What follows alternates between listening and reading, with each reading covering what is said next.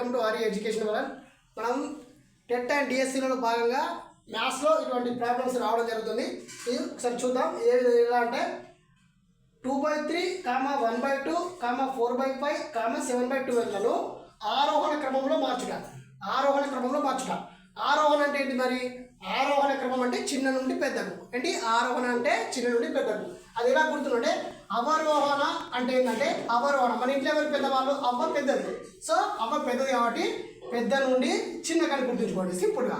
ఆరోహణ అంటే దానికి అపోజిట్, చిన్న నుండి పెద్దకు. ఓకే, అర్థమైందా? చూడండి ఒకసారి చూద్దాం.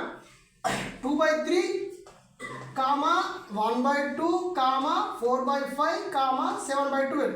ఇది ఆరోహణ క్రమం మాత్రం ఎట్లా అంటే సింపుల్గా ఏం లేదు, ఇక్కడ పక్కన 0 పెట్టుకోండి. 0 0 0 0. చూడండి 3 3 6 18 పాయింట్ సమ్. 2 5 10, 5 8 40.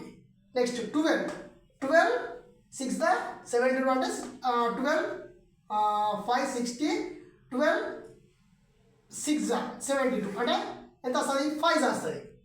ఓకే వస్తుంది కాబట్టి ఇప్పుడు చూడండి, ఇప్పుడు ఏముంది మనకు ఆరోహణ క్రమంలో అంటే చిన్న నుండి పెద్దకు అంటే ఇలా చిన్నది ఏది మరి 6 పాయింట్ సమ్, 5 8 5 పాయింట్ సమ్. ఇలా పెద్దది ఏది? 8. సో ఏది 4/5 పెద్దది.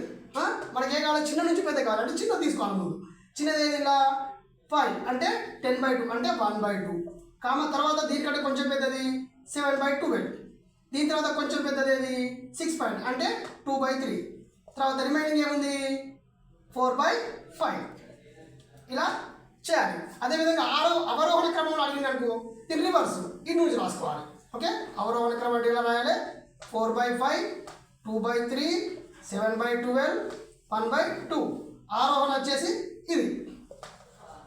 Okay, thank you friends.